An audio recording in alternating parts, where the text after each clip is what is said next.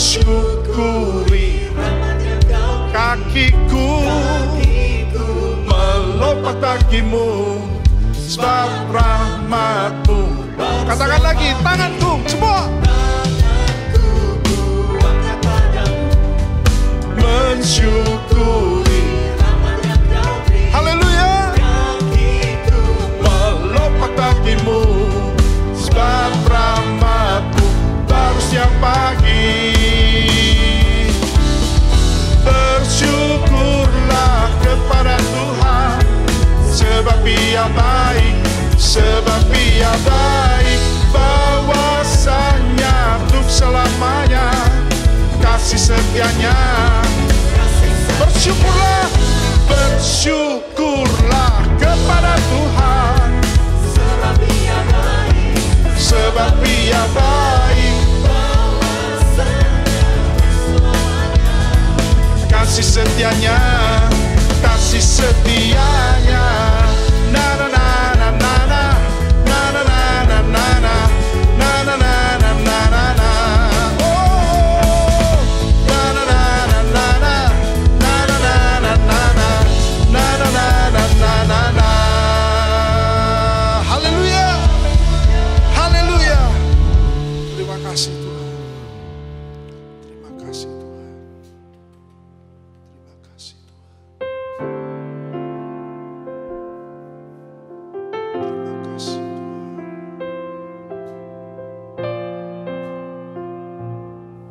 My heart long to worship you. My soul longs to see you, Jesus. You alone are the King of my life. You're the Most High, my God. My heart longs to serve you, Lord. My desire longs to please you, Jesus. You alone are my hope and my strength. You're the Most High, my God. I worship you.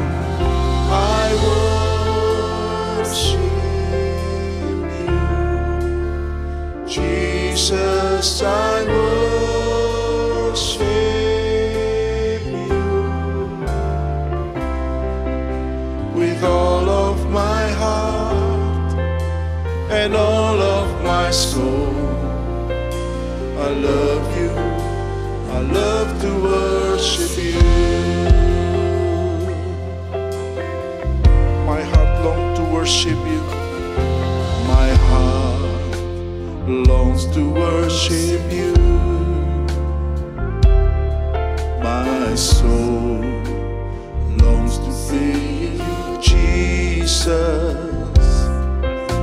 You alone are the King of my life. You're the Most High, my God. My heart longs to serve you, Lord. My desire longs to please you, Jesus. You alone are my hope and my strength. You're the Most High, my God.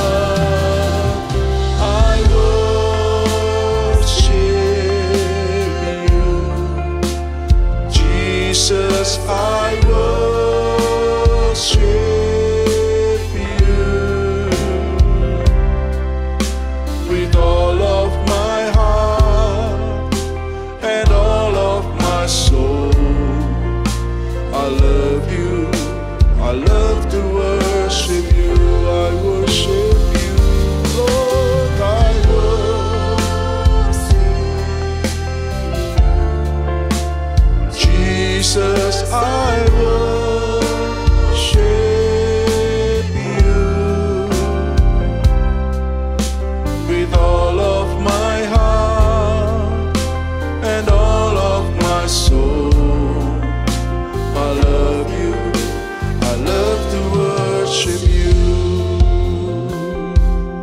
sing again. My heart longs to worship you. My heart longs to worship you. My soul longs to see you, Jesus. You alone are the King of my life. You're the Most High, my God. My heart longs to serve you, Lord. My desire longs to please you, Jesus. You alone are my hope. You're the Most High, my God. I worship you, Jesus. I worship you with all of my heart and all of my soul. I love you, I love to worship you. Oh, I worship you, Jesus. I worship you with all of my heart and all of my soul. I love you, I love to worship you.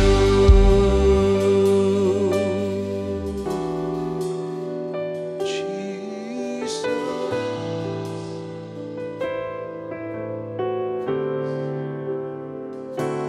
Let your spirit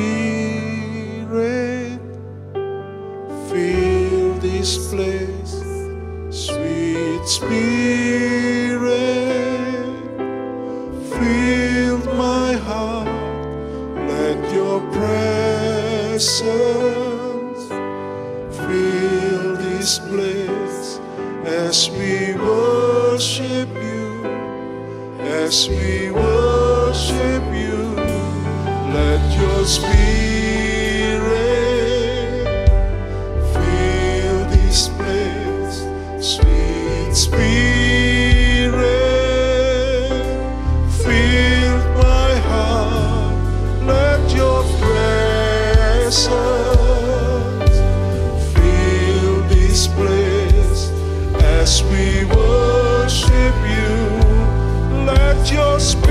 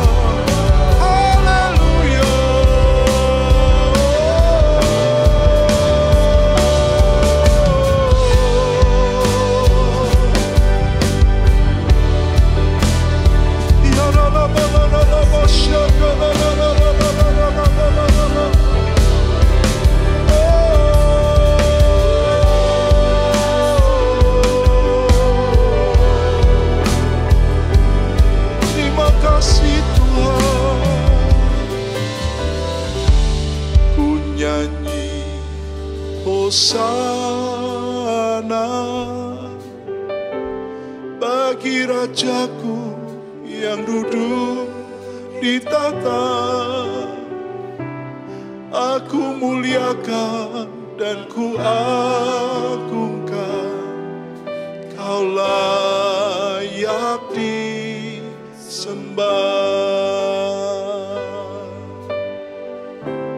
Ku nyanyi Hosana bagi Rajaku yang duduk di tahta. Aku muliakan dan ku agungkan, ya disembah. Ku nyanyi Hosana bagi Rajaku yang duduk di tahta. Aku muliakan dan ku agungkan, Kau layak disembah. Ku agungkan, ku agungkan Yesus Raja. Dia berkuasa dan layak disembah. Ku agungkan, ku agungkan Yesus Raja. Dia berkuasa, Dia berkuasa dan layak disembah. Kau layak disembah. Kau layak disembah.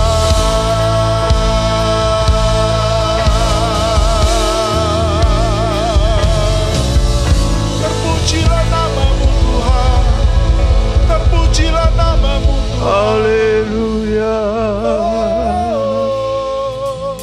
haleluya. Terpujilah namamu. Haleluya. Haleluya. Kami bersyukur ya Tuhan untuk sore hari ini. Kami dilayakkan untuk memuji dan memuliakan Tuhan. Dimanapun kami berada Tuhan. Biar ini menjadi gaya hidup kami. Bukan hanya waktu kami di gereja, kami menyanyi, memuji Tuhan, memuliakan Tuhan. Tapi dimanapun, kapanpun, biar setiap kami terus memuji dan menyembah Engkau. Karena Engkau adalah Allah yang besar, Allah yang hidup. Dan sekarang tiba saatnya untuk kami belajar dari kebenaran firman-Mu. Roh Kudus, Engkau jamah kami, baik kami yang di gereja, maupun dimanapun kami beribadah sore hari ini Tuhan. Ajar kami, biar setiap benih firman-Mu adalah benih yang hidup, yang terus tumbuh dalam hidup kami, sehingga kami menghasilkan buah. Ada yang 30, 60, bahkan sampai 100 kali lipat. Terima kasih Tuhan, kami siap untuk belajar dari firman-Mu. Di dalam nama Tuhan Yesus, kami berdoa. Amin. Shalom. Puji Tuhan Bapak Ibu, Saudara-saudara, kita boleh bertemu lagi oleh karena kasih dan kemurahan Tuhan. Bapak Ibu, kalau Bapak Ibu ingat dalam seri PA yang saya sampaikan beberapa bulan yang lalu, kita sudah belajar dari surat Efesus. pasal 1 sampai pasal 2 ayat yang 10. Di mana melalui pendalaman Alkitab kita yang lalu, kita sudah belajar ada karya Tuhan yang terbesar yang Tuhan sudah kerjakan, yaitu keselamatan. Karena keselamatan ini bukan hanya menyangkut hal-hal yang sebentar dan sementara, tapi keselamatan ini adalah hal yang berkaitan dengan yang kekal.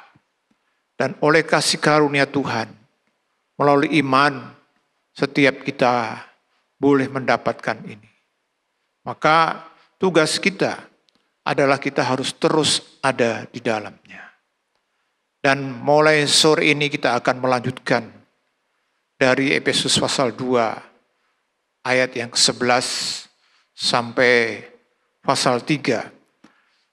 Dan PA sore ini Bapak Ibu, saya beri judul jaminan jawaban atas doa. Saya yakin Bapak Ibu, setiap kita orang percaya pasti berdoa. Tapi masalahnya adalah apakah setiap doa kita itu diperhatikan, didengar Tuhan, apalagi dijawab. Itu masalah-masalah yang berbeda satu sama lain. Setiap orang berdoa, tapi yang menjadi fokus adalah apakah doa kita itu diperhatikan? Apakah doa kita itu didengar oleh Tuhan? Kita bisa bayangkan kalau manusia di dunia ini semua berdoa, ada sekian miliar orang yang berdoa. Begitu repotnya Tuhan. Jadi sebenarnya tidak semua tentunya diperhatikan, apalagi dijawab. Tapi melalui PA sore ini kita akan belajar bahwa Allah memberi jaminan atas jawaban, atas doa-doa kita. Nah, kita akan baca dalam Efesus pasal 3, lebih dulu ayat 14 sampai yang ke-18. Itulah sebabnya aku sujud kepada Bapa, yang daripadanya semua turunan yang di dalam sorga dan di atas bumi menerima namanya.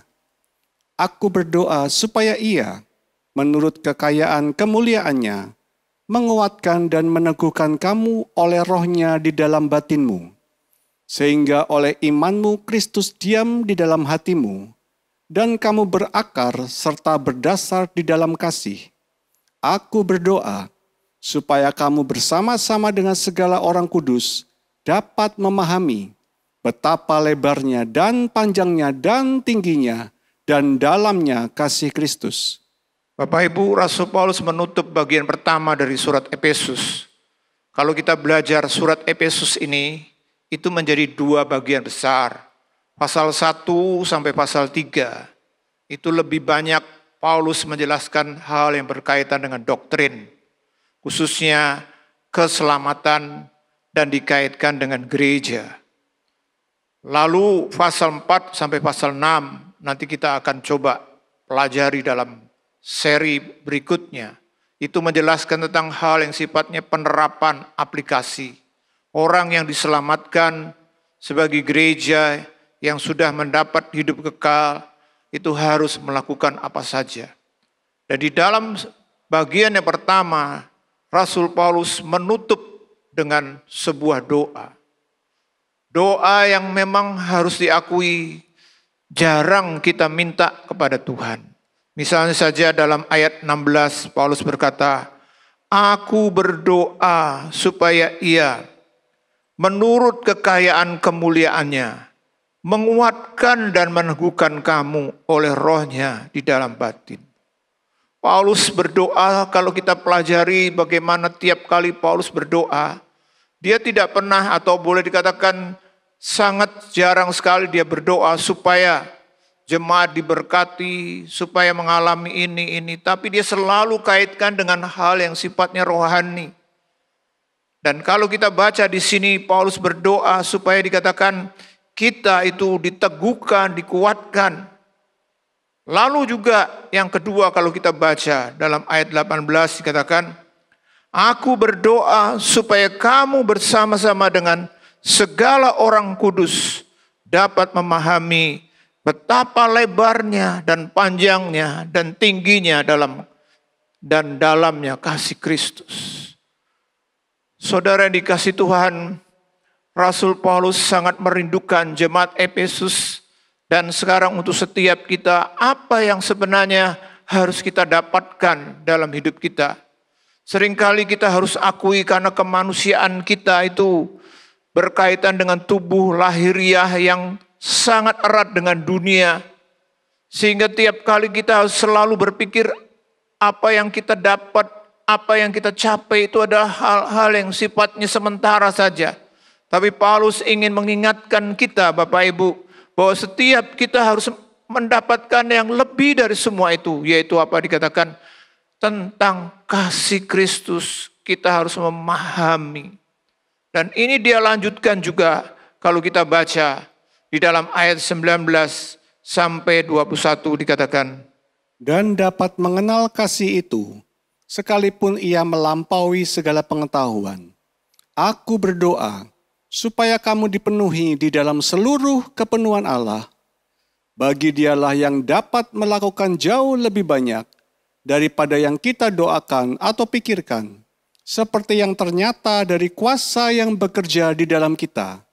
Bagi Dialah kemuliaan di dalam jemaat dan di dalam Kristus Yesus turun-temurun sampai selama-lamanya. Amin. Bapak Ibu, Rasul Paulus bukan hanya berdoa, tapi doanya dengan penuh keyakinan pasti dijawab Tuhan. Dan itu dikatakan di dalam ayat 20. Makanya ini menjadi judul khotbah atau PA saya. Dikatakan bagi Dialah yang dapat melakukan jauh lebih banyak daripada yang kita doakan.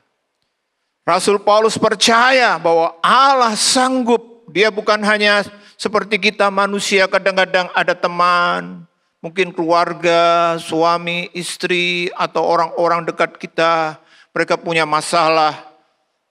Kita hanya sekedar bisa mendengar, tapi pada waktu kita memberikan solusi, belum tentu kita bisa memberikan karena apa? Karena manusia kita adalah manusia yang terbatas. Tapi kita bersyukur kepada Tuhan, Bapak Ibu, Saudara-saudara, karena Tuhan kita bukan hanya mau mendengar, bukan hanya memberikan empati atau mungkin simpati terhadap apa yang menjadi masalah kita. Tapi dia mampu dikatakan, bagi Dialah yang dapat melakukan jauh lebih banyak daripada yang kita doakan dan pikirkan. Bapak Ibu, manusia kita itu manusia yang bisa menembusi semua hal di luar batas kita. Caranya gimana?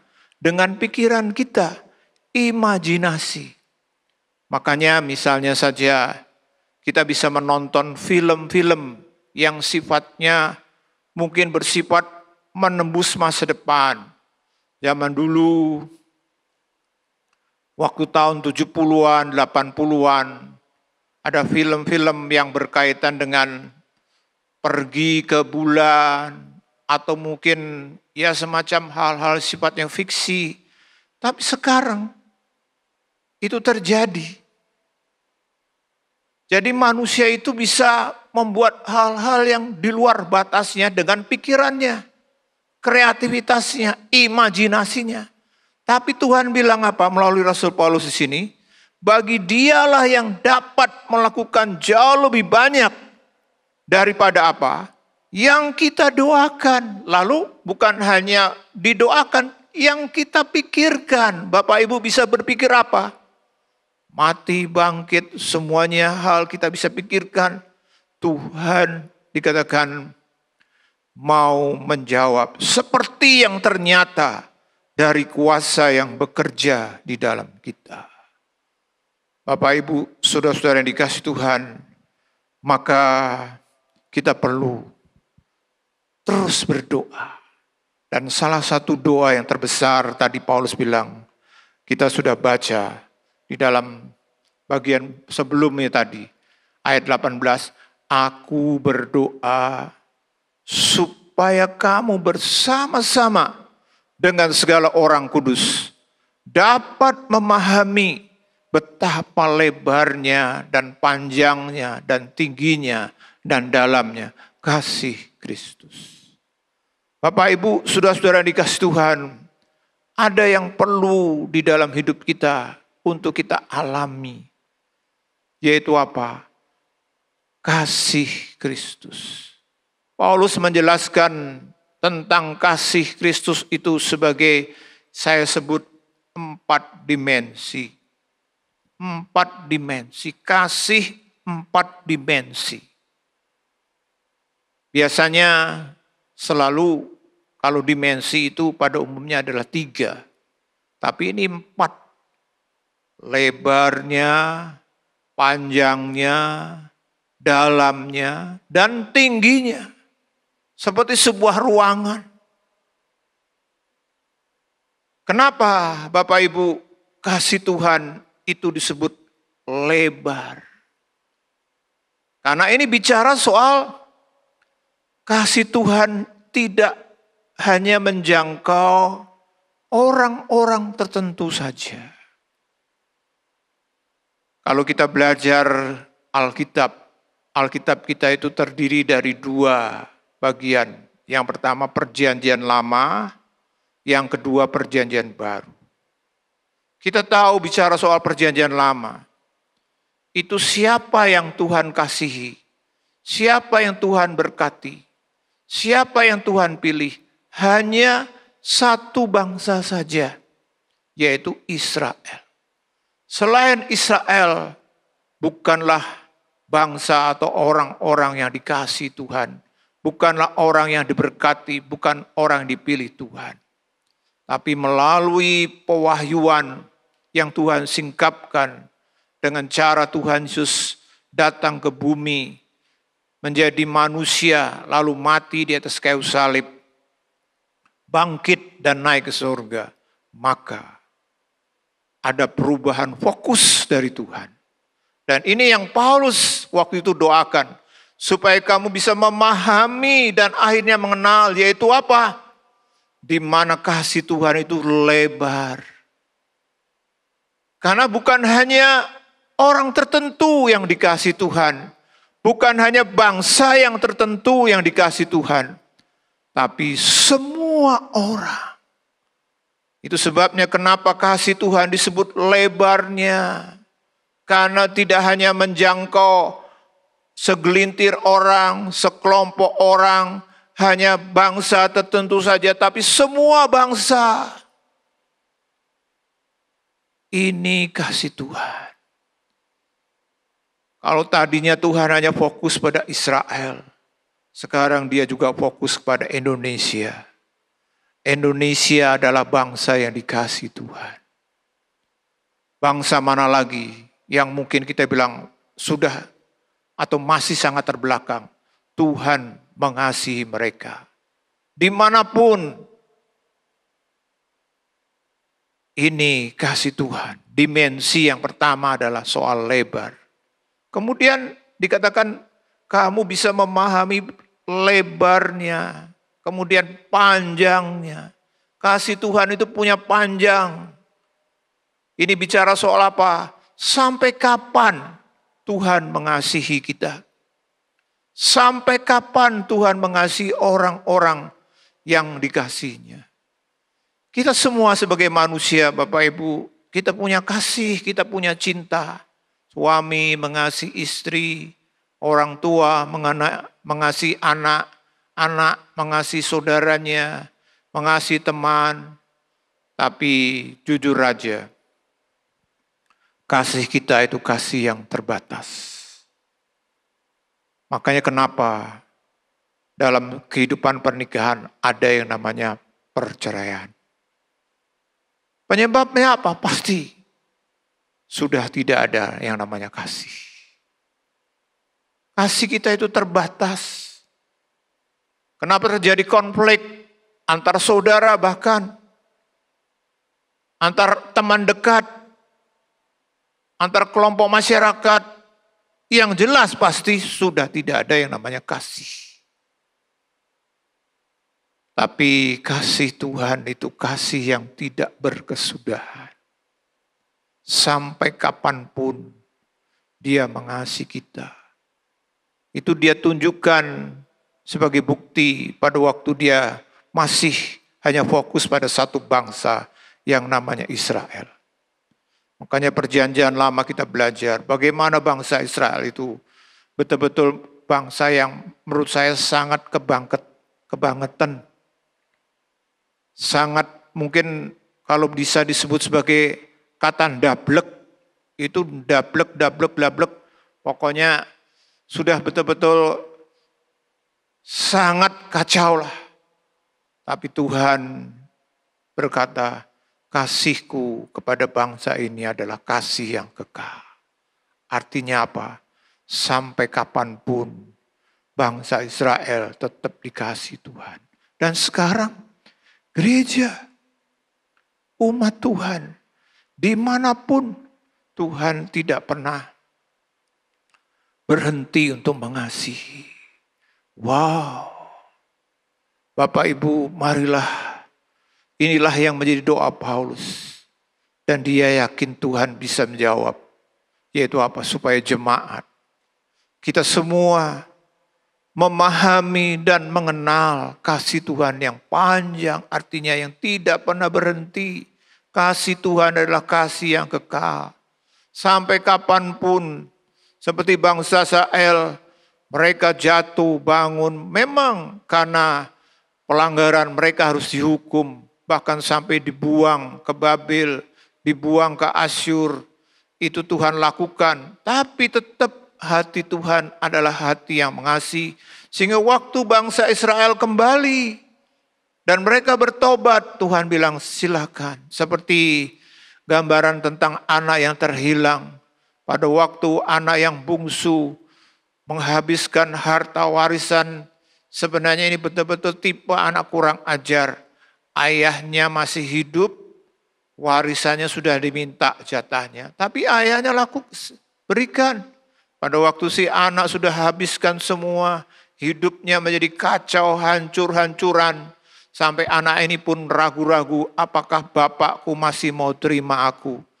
Tapi paling tidak aku menjadi pegawainya. Tapi ternyata waktu dia pulang, Tuhan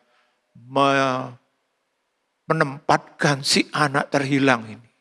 Seperti anak yang tidak pernah melakukan hal yang kurang ajar. Sampai si sulung kakaknya begitu iri loh. Ini aku yang sudah kerja sekian tahun, gak pernah macam-macam, gak pernah dipestakan. Adikku yang sudah begitu menghabiskan, pulang diterima begitu rupa. Dikasih jubah, dipasang cincin. Saudara yang dikasih Tuhan, itulah panjangnya kasih Tuhan. Maka Bapak Ibu, saudara-saudara dikasih Tuhan, mungkin kalau sore malam hari ini ada Bapak Ibu yang sudah dalam kondisi sedang jatuh di dalam dosa. Orang-orang mungkin sudah berkata, kamu itu gak mungkin kembali, gak mungkin, kamu sudah kacau, rusak hidupnya. Tuhan bilang apa? Aku tetap mengasihi. Panjangnya tidak pernah berubah. Luar biasa. Lalu dimensi yang ketiga apa Bapak Ibu? Tadi Paulus bilang kita bisa memahami lebar, panjangnya, kemudian dalamnya kasih Tuhan. Bicara dalam itu apa? Kualitas. Seberapa besar yang Tuhan berikan waktu Dia mengasihi. Kalau kita mengasihi, biasanya kita akan memberikan lebih dari yang kita bisa lakukan. Tapi tetap ada batas. Bapak Ibu, apa yang Tuhan sudah berikan waktu Dia mengasihi? Dia bukan hanya memberikan bumi dan langit dengan segala hal yang baik yang bisa dinikmati manusia. Kalau itu saja, Tuhan cukup modalnya dengan cara berkata, jadilah terang, jadilah anak, jadilah ini. Semuanya jadi. Tapi Tuhan bukan hanya sedemikian. Makanya ayat yang luar biasa. Yohanes 3 ayat 16 mengatakan, karena begitu besar kasih Allah akan dunia ini. Sehingga apa dikatakan? Mengaruniakan anaknya yang tunggal. Allah sendiri harus lahir menjadi manusia sederhana. Lalu matinya pun di atas kayu salib. Kematian yang paling memalukan pada zaman itu. Kematian yang sangat betul-betul tidak diinginkan oleh semua manusia yang paling jahat sekalipun. Tapi Tuhan harus lewati itu. Dia bukan hanya mati, tapi dia bangkit. Sehingga apa Bapak Ibu, melaluinya setiap kita. Manusia yang sebenarnya tidak mungkin masuk surga. Manusia itu tidak mungkin masuk surga dengan usahanya sendiri, dengan modal sendiri berapapun kita bisa kerjakan, tidak ada. Karena apa? Karena masuk surga harus sempurna, harus kudus. Mana ada orang yang bisa seperti itu? Dan Allah tahu, satu-satunya jalan manusia bisa masuk surga hanya dengan Yesus yang harus menggantikan dengan cara mati di atas kayu salib. Itulah kasih Tuhan. Dia memberikan melebihi apapun karena dirinya diberikan untuk kita. Makanya Paulus bilang, aku berdoa supaya engkau memahami bukan hanya lebarnya, bukan hanya panjangnya, tapi dalamnya kasih Tuhan. Karena apa yang Tuhan berikan itu betul-betul yang terbesar, yang terhebat yang pernah dikerjakan oleh siapapun. Yaitu Allah jadi manusia mati di atas kayu salib. Kemudian dimensi yang keempat adalah tinggi. Paulus berkata, aku berdoa supaya kamu memahami lebarnya, panjangnya, dalamnya, dan tingginya. Tinggi bicara soal apa? Dampak dari kasih Tuhan.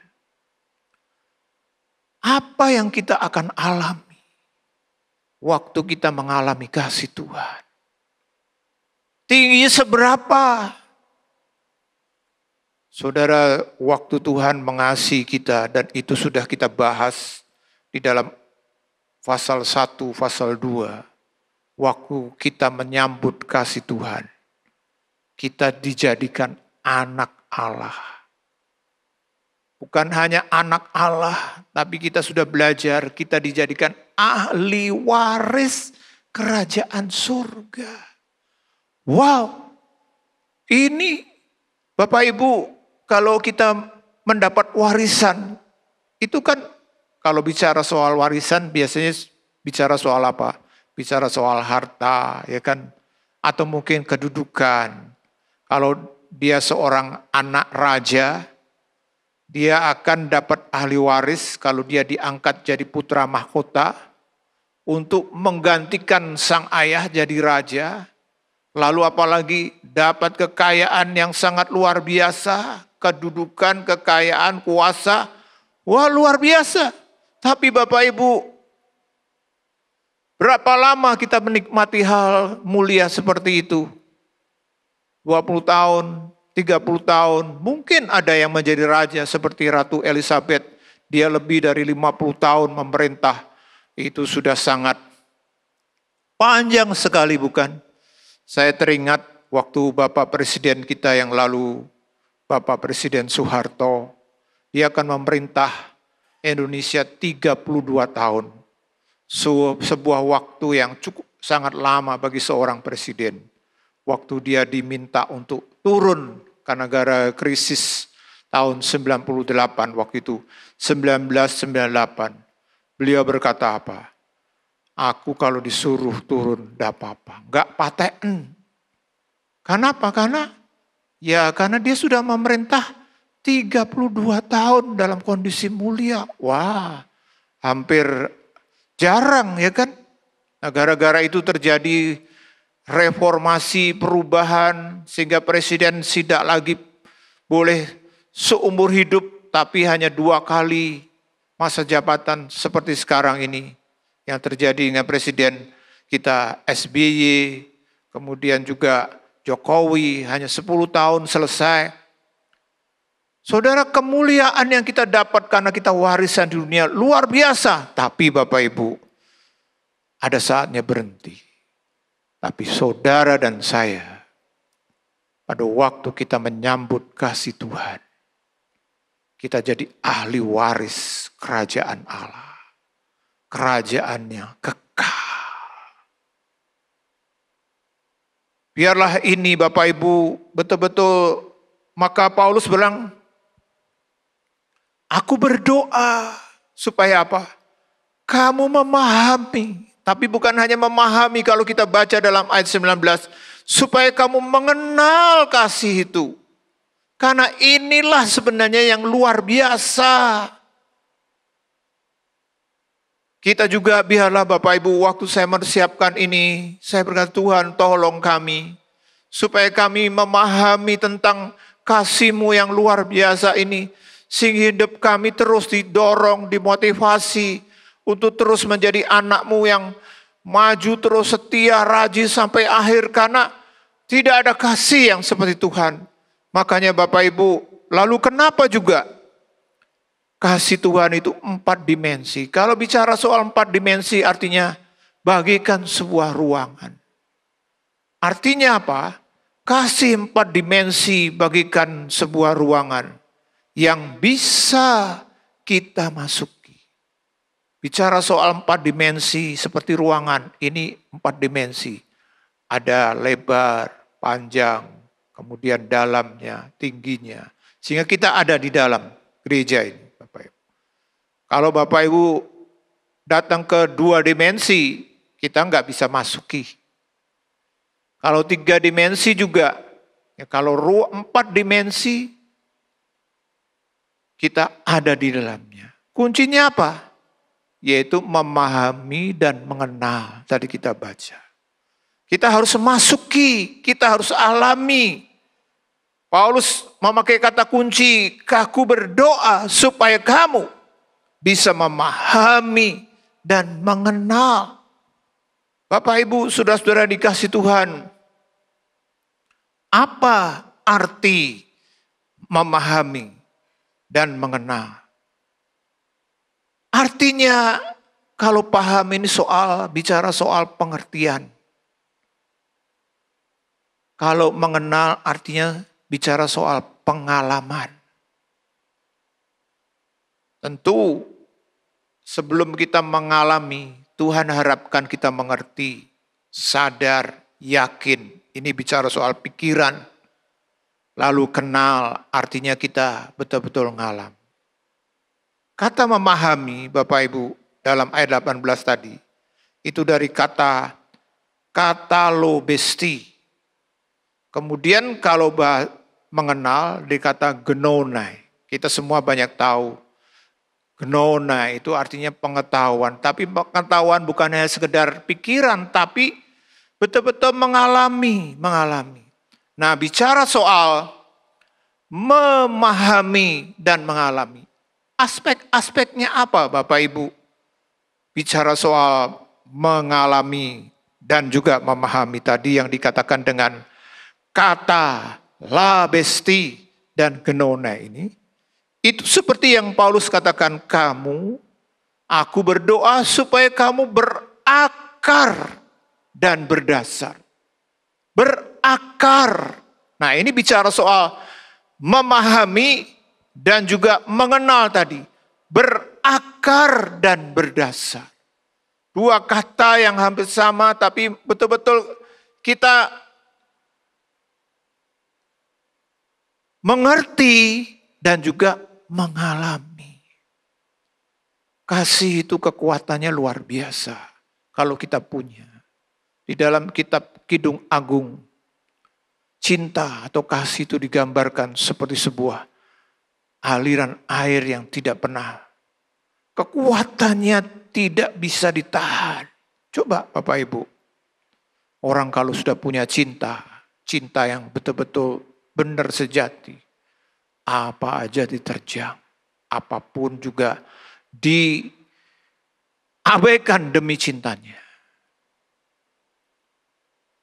Dalam kisah tentang kerajaan Inggris, saya pernah membaca sebuah kisah cinta yang luar biasa. Pada waktu itu, kalau ini terjadi, maka Ratu Elizabeth itu tidak pernah menjadi ratu. Karena sebelum Ratu Elizabeth ada garis keturunan lain sebenarnya. Pangeran yang sudah ditetapkan oleh kerajaan untuk menjadi raja waktu itu. Tapi Bapak Ibu, sang calon raja Pangeran Inggris ini mencintai seorang wanita yang dari rakyat biasa. Dan itu sudah menabrak aturan atau tradisi kerajaan Inggris. Yang kedua, wanita ini janda. Dari rakyat biasa saja sudah dipersoalkan. Jadi kalau mau jadi ratu harus dari keturunan juga. Keturunan pangeran, keturunan bangsawan. Ini rakyat biasa lalu janda lagi. Waduh.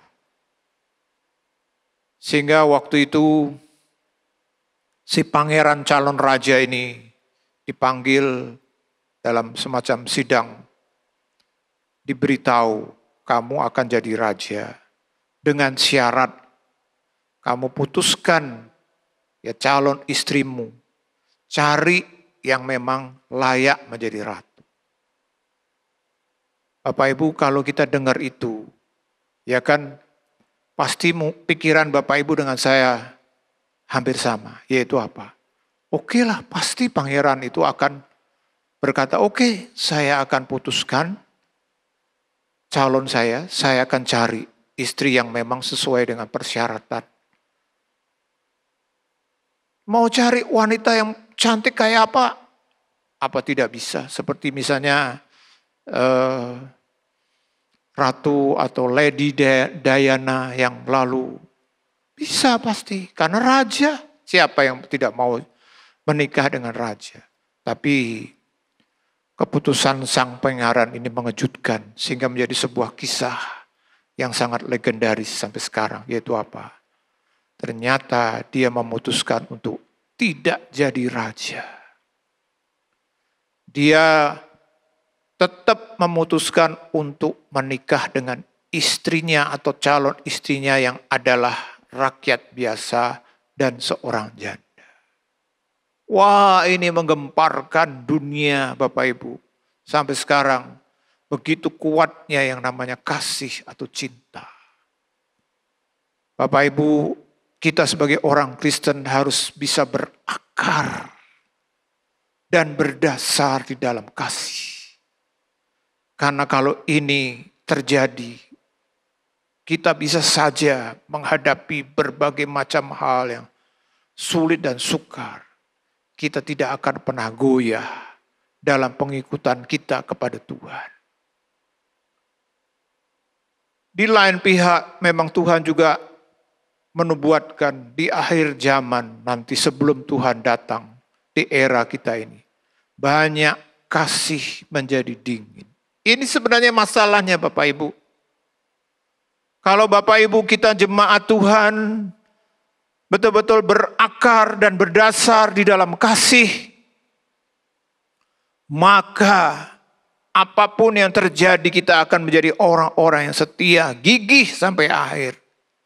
Di dalam era abad-abad pertama kekristenan, waktu itu Kristen belum seperti sekarang.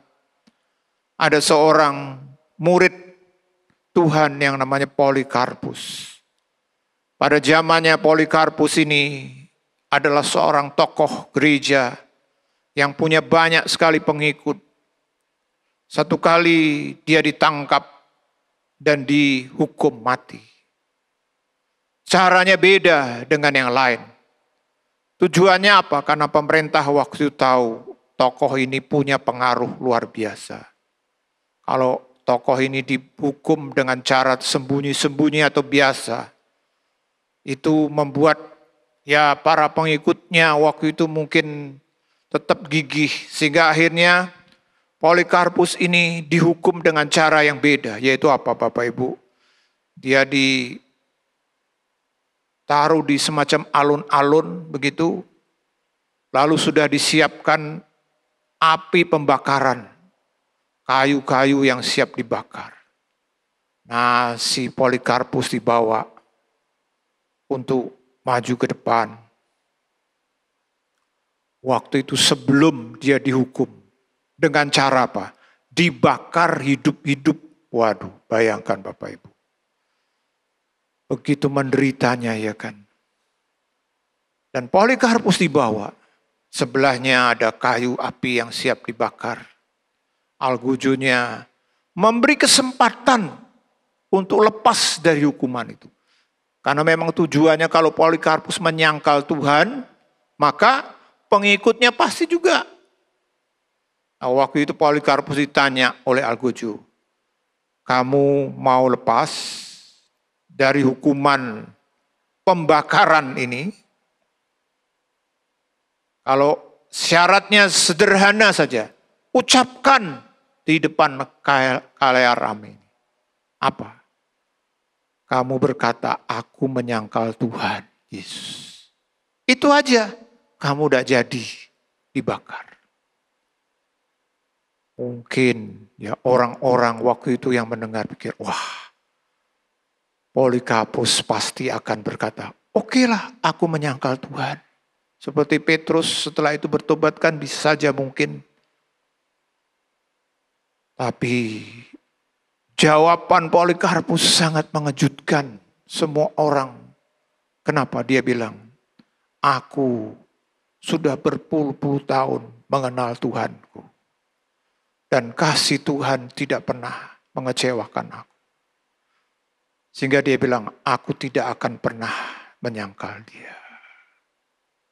Sebuah ungkapan kalimat pendek yang tetap menggaung, memberikan inspirasi, dorongan pada para pengikut. Dan memang gara-gara dia berkata begitu, Polikarpus matinya harus dibakar hidup-hidup. Tapi dia tahan. Kenapa Bapak Ibu? Karena dia berdasar, berakar, dan berdasar di dalam kasih. Itu sebabnya Paulus berkata, Tuhan pasti menjawab doa ini. Yaitu apa? Mintalah supaya kamu memahami dan mengenal kasih Tuhan. Karena itu membuat kita berakar dan berdasar di dalam kasih. Ada 4 hal kalau kita bicara soal memahami dan mengalami. Dan itu menunjukkan bahwa kita berdasar dan berakar dalam kasih. Yang pertama, kalau Bapak, Ibu, Saudara dan saya berkata, saya memahami dan mengenal kasih Tuhan, artinya kita mengalami secara pribadi. Mengalami secara pribadi. Makanya Bapak, Ibu, Saudara-saudara, kekristenan itu bukan masalah hanya sekedar ikut. Okelah, seperti saya Bapak Ibu, saya kalau ditanya menjadi Kristen sejak kapan? Sejak lahir. Kenapa? Karena ayah ibu saya Kristen. Saya sejak kecil sudah diajar, dididik nilai-nilai Kristen. Waktu kecil sudah pergi ke sekolah minggu. Mungkin juga ada Bapak Ibu yang sama dengan saya. Kita keluarga Kristen, keluarga pelayan Tuhan. Atau yang lain mungkin ke gereja atau menjadi anak Tuhan karena diajak oleh teman.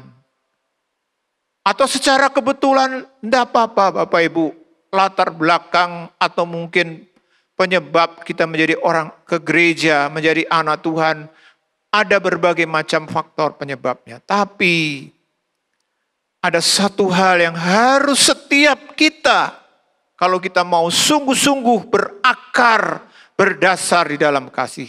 Apa Bapak Ibu? Kita harus mengalami kasih Tuhan secara pribadi. Mengalami Tuhan secara pribadi.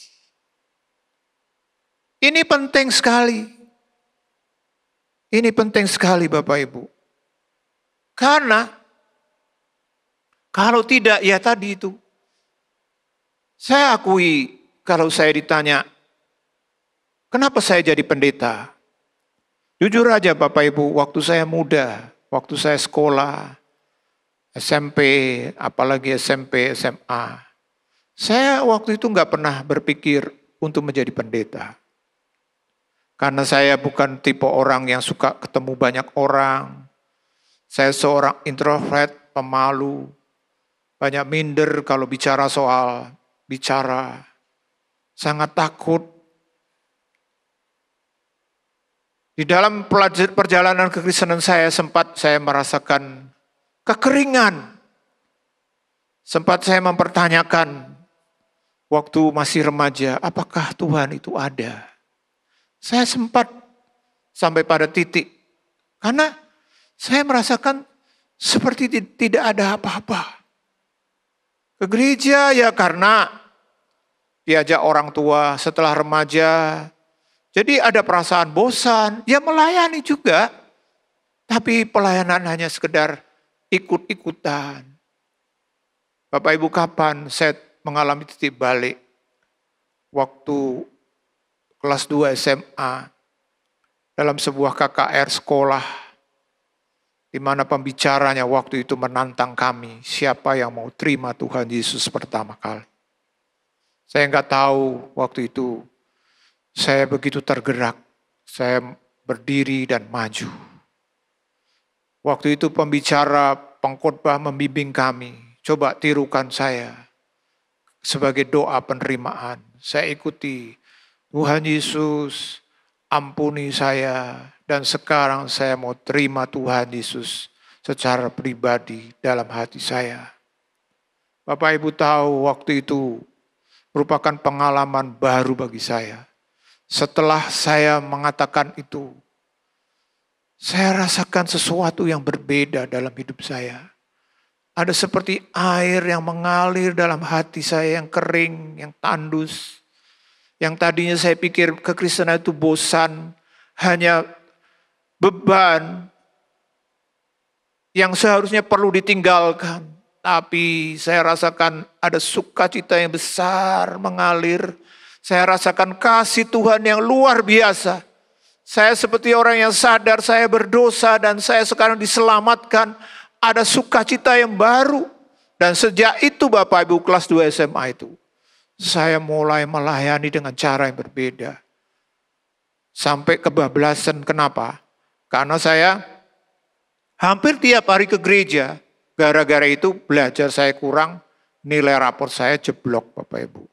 Orang tua saya dipanggil ke sekolah, diberitahu, kamu anak ibu, bapak ibu, kalau enggak diperbaiki enggak lulus. Karena waktu itu kelas 3 SMA. Saya dipanggil sama papa mama saya. Kamu ini gimana? Sudah, kalau udah mau pindah aja gereja. Waduh. Sampai segitunya Bapak Ibu. Kasih Tuhan. Sampai akhirnya apa? Dan Tuhan memang tolong saya bisa lulus dengan baik. Visi saya berubah. Kalau Bapak Ibu mau tanya, apa yang membuat Pak Sundoro bisa menjadi pendeta atau masuk sekolah Alkitab? Ya itu tadi. Setelah kelas 2 SMA, saya mengalami kasih Tuhan secara pribadi. Hidup saya berbeda. Saya melayani dengan cara berbeda. Belajar mengajar sekolah minggu, kemudian pelayanan ini. Sampai setelah lulus, saya masuk sekolah teologi. Teman-teman saya, mereka kalau tanya saya, kamu kuliah di mana? Sekolah teologi. Hampir semua tidak percaya karena mereka kenal siapa saya. Tapi ini Bapak Ibu, kita harus berakar dan berdasar di dalam kasih. Artinya apa? Artinya mengalami secara pribadi. Kita harus mengalami sendiri. Kekristenan itu pengalaman pribadi, bukan katanya orang. Kata ini, oke lah. Tapi kita mengalami, kalau tidak, kita tidak akan berakar. Yang kedua apa Bapak Ibu? Kalau bicara soal berakar dan berdasar dalam kasih. Artinya pengalaman yang bersifat transformasional. Artinya ada perubahan hidup. Itu kasih Tuhan. Seperti tadi kita belajar, kasih Tuhan bukan hanya lebar, bukan hanya panjang, bukan hanya dalam, tapi tinggi. Ada perubahan. Makanya kalau ada orang bilang, saya terima Yesus, hidupnya gak berubah. Ada pertanyaan yang besar. Perlu dipertanyakan, bener dah. Oke lah kalau sebelumnya kita rusak. Kita mencuri, kita mungkin berzina atau apalagi yang lain. Tapi waktu kita mengalami kasih Tuhan, memahami dan mengenalnya, maka hidup kita pasti akan berubah. Seperti Paulus. Siapa Paulus sebelum bertobat, Bapak Ibu? Dia seorang ahli Taurat. Dia seorang Farisi, pembenci Kristen. Itu bukan hanya pembenci Kristen, tapi dia juga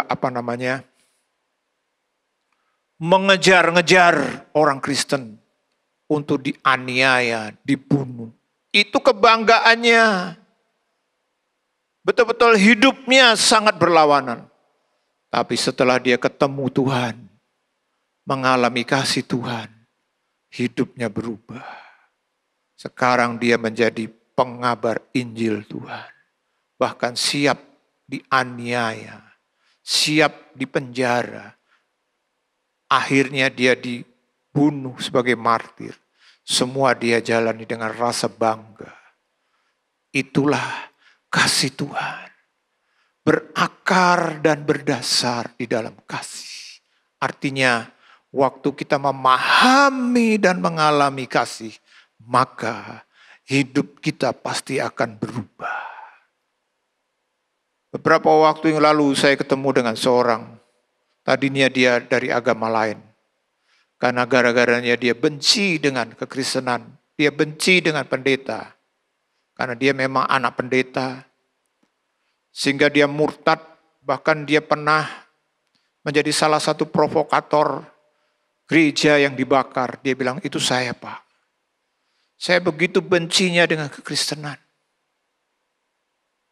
Dia beragama lain dan di agama itu dia menjadi tokoh. Bahkan begitu banyak hal yang dia lakukan.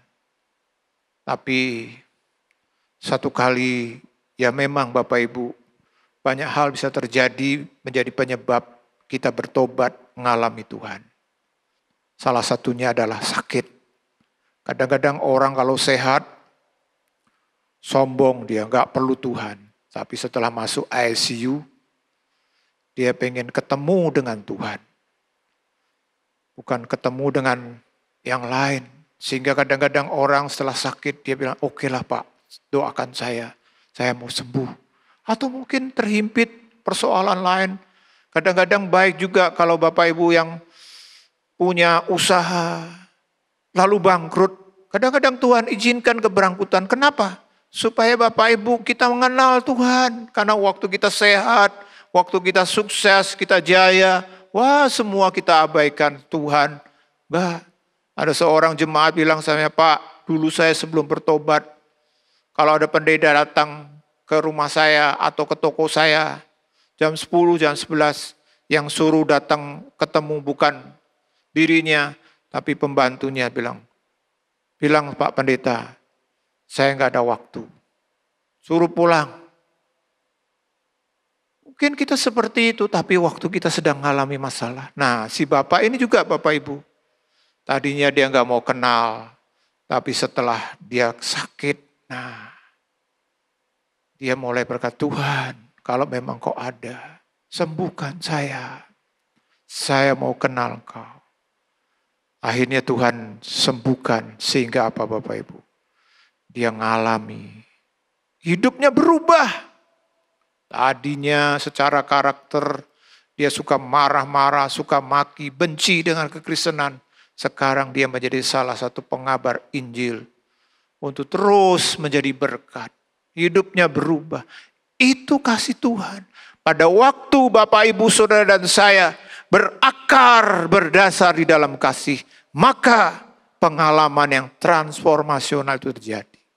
Tapi bukan itu saja. kita harus mengalami seluruh dimensi kehidupan.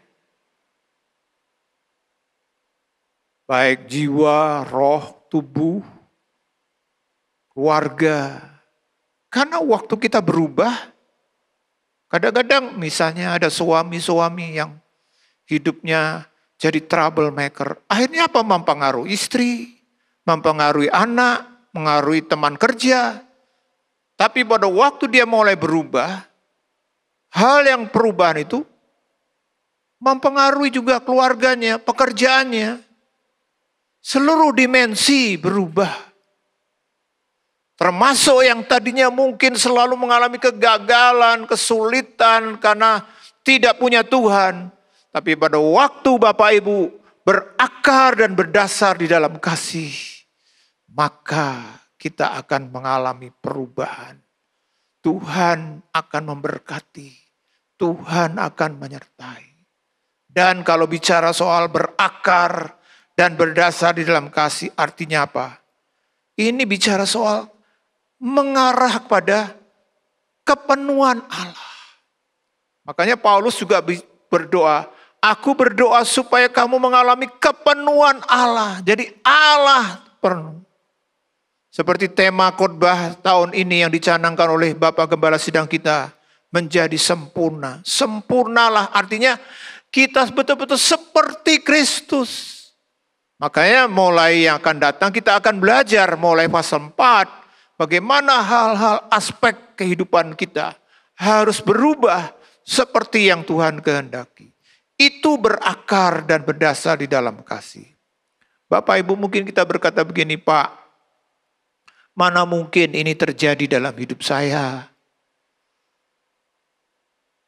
Perubahan, ngalami, lalu terus berubah seperti Kristus. Kuncinya apa Bapak Ibu? Kuncinya yang paling penting adalah doa. Dan inilah yang Rasul Paulus katakan Bapak Ibu dalam Efesus 3 ayat 20 sekali lagi dibacakan. Bagi dialah yang dapat melakukan jauh lebih banyak daripada yang kita doakan atau pikirkan, seperti yang ternyata dari kuasa yang bekerja di dalam kita. Ya, bagi Tuhan, Allah sanggup mengerjakan hal-hal yang mustahil bagi kita. Paulus berkata, bagi dialah memang memahami, mengenal kasih Tuhan itu masalah hal yang sifatnya tidak mungkin tidak bisa kita jangkau. Tapi Paulus berkata, aku berdoa, aku percaya. Kenapa? Karena dia dapat melakukan jauh lebih banyak daripada yang kita doakan. Bahkan pikiran. Dan lagi ini adalah sebuah yang menjadi kehendak Tuhan. Janji jawaban doa bagi kita. Maka mari Bapak Ibu, saya tahu setiap kita mungkin ada yang punya level pertobatannya masih kurang. Karakter kita belum berubah. Kadang-kadang yang kita selalu doakan apa Bapak Ibu biasanya? Kalau ada masalah kita doa. Rajin berdoa. Tapi Tuhan ingin ajar kita, pokok doa kita itu justru kalau hal-hal seperti itu kan sifatnya sementara. Tuhan ingin hal-hal yang bersifat prinsip strategis mendasar. Itu apa? Soal perubahan hidup. Makanya seperti misalnya tema khotbah tahun ini menjadi sempurna. Wah, mungkin banyak jemaat berkata, mana mungkin Pak? Kita kan manusia biasa memang. Kalau Bapak, Ibu, Saudara dan saya berusaha hanya dengan kekuatan kita untuk kita menjadi sempurna, nggak mungkin bisa. Sampai kapanpun. Tapi disinilah yang perlu kita lakukan, yaitu doa.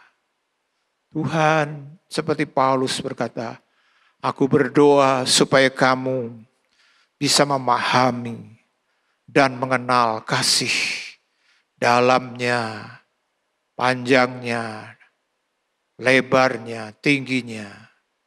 Kenapa Paulus doa? Karena dia percaya Tuhan bisa. Dan itu terjadi dalam hidupnya. Ada begitu banyak yang orang bilang gak mungkin bertobat, gak mungkin berubah. Tapi Tuhan bisa. Tuhan mau dan bisa. Maka Bapak, Ibu, Saudara dan saya mungkin pada kesempatan ini ada sedang berbeban juga untuk mendoakan atau berpikir, aduh Pak, anak saya ini kok gak bisa berubah. Sudah begitu terus, atau yang lain berbeban atau memikirkan tentang orang tuanya, suaminya, istrinya, yang sudah begitu rupa dan kita bilang, waduh sampai kapanpun gak mungkin berubah. Ingat malam ini biar setiap kita punya pikiran yang berbeda. Kita harus percaya Bapak Ibu bahwa Dia dapat melakukan lebih banyak daripada yang kita doakan atau kita pikirkan. Kita percaya Tuhan bisa menjawab doa kita. Puji Tuhan. Mari kita datang kepada Tuhan.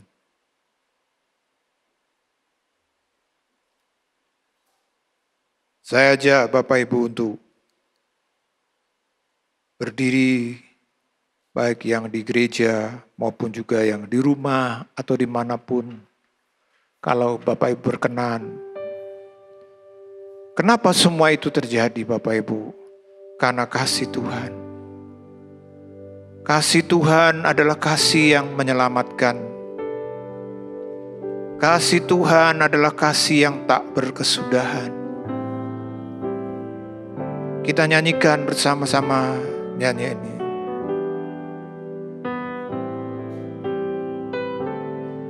Kasih Tuhan,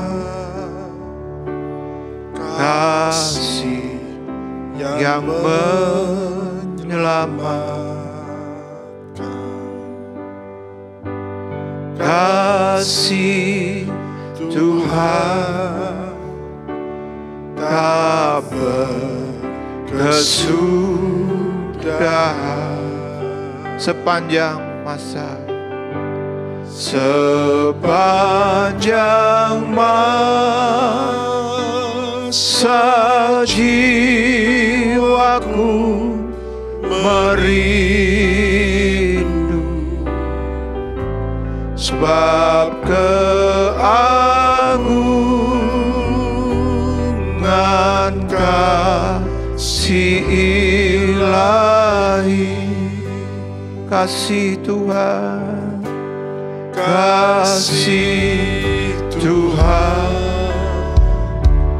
kasih yang menyelamatkan. Kasih Tuhan, kasih Tuhan, tak berkesudahan, tak berkesudahan sepanjang masa. Sepanjang masa jiwaku merindu,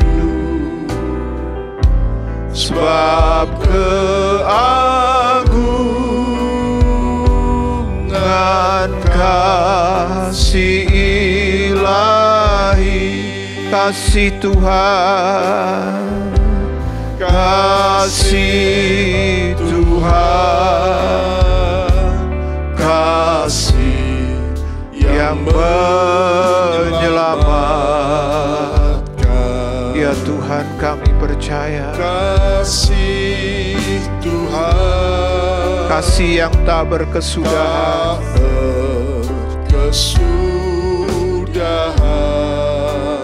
sepanjang masa. Sepanjang masa jiwaku merindu, sebab keagungan kasih ilahi. Bapak, Ibu, saudara-saudara dikasih Tuhan, apa yang selama ini kita doakan.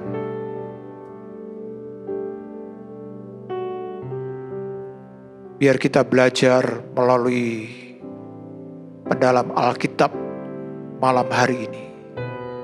Paulus mengajarkan kita, firman-Nya mengingatkan kita. Ada hal yang penting dan lebih penting dari yang lain untuk kita doakan. Salah satunya adalah supaya kita memahami dan mengenal kasih Tuhan. Supaya setiap kita berdasar, berakar dan berdasar di dalam kasih. Karena ini adalah kunci hidup setia berkemenangan di dalam Tuhan. Dengan kekuatan kita sendiri, Bapak Ibu, kita tidak mungkin untuk mencapainya. Maka kita perlu berdoa. Dan kita percaya pasti Tuhan menjawab doa kita.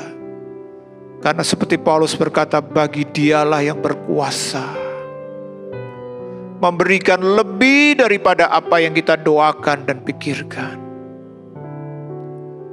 Biar kita mendambakan untuk kita memahami dan mengenal kasih Tuhan. Pada waktu kita punya, kita memahami dan mengerti, maka setiap kita akan dimampukan untuk menjadi anak-anak Tuhan yang terus bertumbuh, bahkan sampai kepada kesempurnaan. Mari kita nyanyikan nyanyian ini dengan sungguh-sungguh, sebagai keyakinan, sebagai permohonan kita kepada Tuhan. Kasih Tuhan,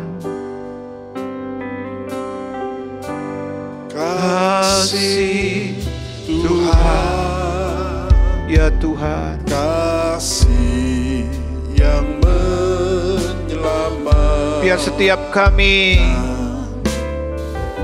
mengalami kasih-Mu Tuhan. Kami berdasar dan berakar di dalam kasih-Mu Tuhan. Ya Tuhan, sepanjang masa jiwaku merindu,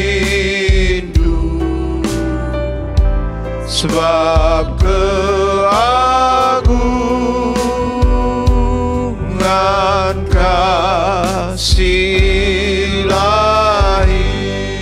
Kasih Tuhan, kasih Tuhan, biar setiap kami ada di dalam kasih-Mu Tuhan yang menyelamatkan. Amin Tuhan.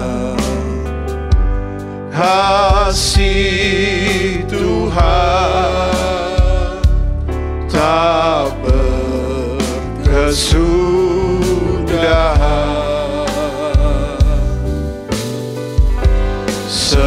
sepanjang masa jiwaku merindu,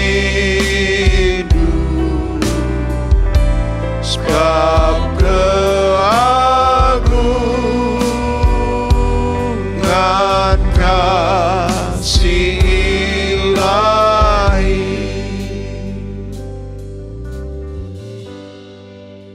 Bapa, biar ini juga menjadi doa kami. Biar setiap kami Tuhan, jemaat-Mu, boleh mengenal, memahami kasih-Mu Tuhan.